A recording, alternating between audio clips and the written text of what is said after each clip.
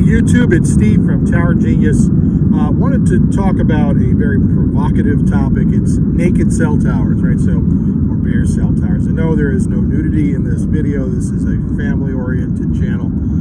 But anyway, if you are, what is a naked tower, right? So basically, the tower behind me, that's a loaded tower, right? That's not a naked tower. Naked tower, just as it sounds, it has nothing on it, right? That means, you know, this site here has a bunch of dishes and antennas on it. It's a loaded site.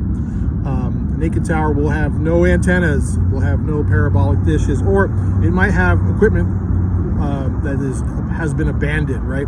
It is not in use. So if you have a communication tower or a cell tower on your property that is empty, or that is has been abandoned, or that is naked, right? It has no equipment mounted on it, and you're looking to get an additional source of revenue, you have a higher probability of landing a carrier or another tenant there. And so we get a ton of people that contact us every year, hundreds and hundreds of contacts, folks that want to get a cell tower on their property. Well, that's a very low probability thing happening, to get an actual a carrier or developer to put a cell site on your property. But if you happen to own the steel, if you happen to own the communications tower or the abandoned tower, or maybe you have an old internet tower that was built 20, 30 years ago, and all of a sudden there's been urban sprawl in your area and that site is approved or grandfathered, you might have a very higher chance of actually getting a wireless tenant there. So anyway, if that's something that that you'd like to find out more about, if you have a communications tower that is bare, not like that one, if you have an empty naked tower on your property, fill out a contact form at towergenius.com. There'll be a link to our contact page, and tell us about that tower. Give us the GPS coordinates, and we'll schedule a call to talk with you about it and see if we can help you to perhaps get some revenue flowing in on that site. All right, towergenius.com, 888-313-9750. All right, so let me just, I guess, talk a little bit more about these naked towers, empty towers. So typically you see a lot of them with, you see internet broadband towers where it was a local company in a rural area and they just went out of business or they abandoned the site. And because your zoning laws in rural areas aren't written as to such where they're required to remove the tower within a year of being abandoned, a lot of these rural sites end up winding up on your property. Now the downside of having a bare or empty tower or naked tower on your property is the liability, right? Yes, it's awesome if you can get some revenue on it, or even if you have a smaller tower that someone might want to swap out, for example, a bigger tower company. Having an empty tower on your property is a liability, right? You have people that will climb these things, and if you're in a rural area, if it's not illuminated at night, if you don't have like a red light, if it's a 200-foot tower, think you can get hit by a crop duster or an airplane or anything. If it's a guide tower, you want towers removed from your property in general. You don't want them sitting there.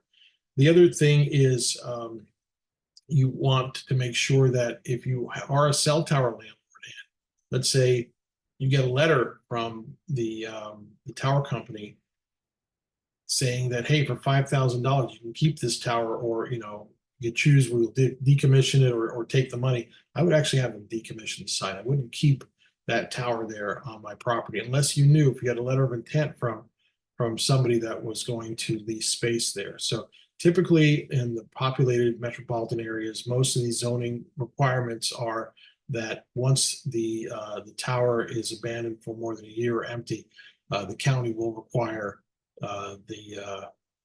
they will require that they be taken down. Now that's why you have to make sure in your lease agreement that you have removal and restoration language, that the lessee or the tenant or the tower company will or shall remove the tower and restore restore the property to its original condition, etc. We're talking about removing foundations and footings to a depth of 3 feet below the surface, below the grade. But you don't want to get stuck with one of these towers because you can get stuck with the decommissioning costs and removal costs. And it could, it could run you 25, 30, $40,000, depending on where you are, or even more. So you don't want to wind up with a bare naked tower on your property. Now, if you do have one, great example. We've seen one recently in a exterior suburb of a big city in California, where property owner had a broadband tower that he ended up owning, right?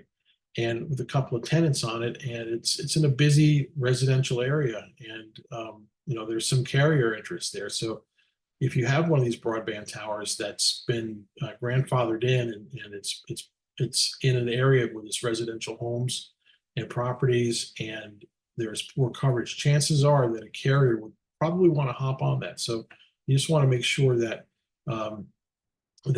you are able to contact these carriers if you are trying to get additional revenue there. Make sure that obviously the carriers will also take a look at your site and do a survey and a structural to make sure that it can support the tower can support the additional weight, wind load, and whatnot. But oftentimes, if a tower company comes in, they might want to do like a partnership agreement with you. They might do a drop and swap where they swap out that tower and replace it with something more sturdy. And these tower companies deal with all the carriers, so it could be a win-win for everybody. Anyway, so don't leave the towers on your property bare. It's a liability. You don't want to be in a situation where some goofball kid wants to be on Instagram and takes pictures from the top, and God forbid has an accident. So make sure that even if you're buying a piece of land that has a bare tower on it, you might want to think twice about that. You might want to have that tower removed before you purchase that property. Just food for thought.